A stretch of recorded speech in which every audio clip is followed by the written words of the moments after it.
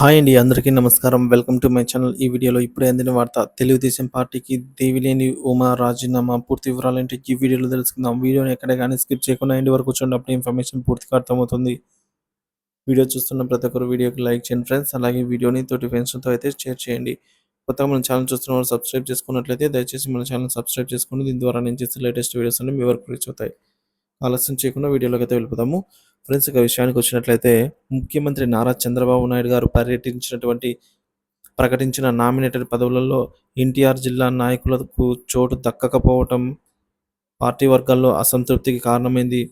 ముఖ్యంగా మాజీ మంత్రి అయినటువంటి టీడీపీ సీనియర్ నాయకుడు దేవినేని ఉమ, టీడీపీ అధికార ప్రతినిధి పట్టాభి, అలాగే మాజీ ఎమ్మెల్సీ బుద్ధా వెంకన్న, ఎన్టీఆర్ జిల్లా టీడీపీ అధ్యక్షుడు నిట్టం రఘురాం వంటి నాయకులకు నామినేటెడ్ పదవులు పొందుతారని ఆశించిన వారు ఈ జాబితాలో లేకపోవడం నిరాశ చెందుతోంది. ఇక దేవినేని ఉమ 2014 నుంచి 2019 మధ్య నీటిపారుదల శాఖ మంత్రిగా అయితే సేవలనందించి పార్టీకి కష్టకాలంలోనూ వెన్నంటి నిలిచారు. కానీ వైసీపీ నేత వసంత కృష్ణప్రసాద్ గారు టీడీపీలో చేరిన తర్వాత ఉమ రాజకీయాల జీవితంలో సమస్యలు మొదలయ్యాయన్నమాట. మైలవరం నియోజకవర్గం టీడీపీ టికెట్ వసంత కృష్ణ ప్రసాద్ గారికి కేటాయించడంతో ఉమాకు ఇబ్బందులు పెరిగాయి.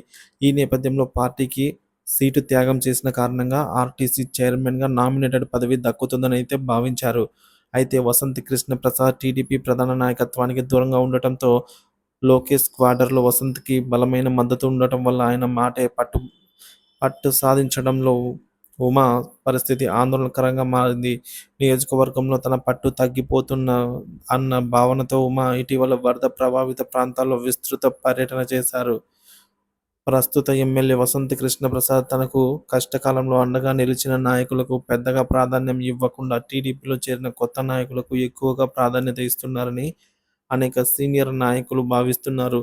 ఈ నేపథ్యంలో దేవినేని ఉమా వైపు క్యూ కట్టుతున్న అసంతృప్తి నాయకులు వసంత్కు ఇప్పుడు ఇబ్బందిగా మారవచ్చని భావించి ఉమా రాజకీయంగా ఎదిగే అవకాశాన్ని తగ్గించేందుకు వసంత్ చర్యలు తీసుకుంటున్నారని టీడీపీ వర్గాల్లో చర్చ జరుగుతోంది.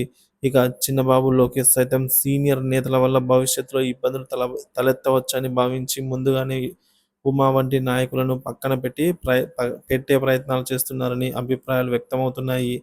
ఈ పరిణామాల నేపథ్యంలో దేవినేని ఉమ రాజకీయ శకం ముగిసినట్లే అని ఉమాకు సానుభూతి వ్యక్తం చేస్తూ పార్టీ వర్గాలు చర్చించుకుంటున్నాయి.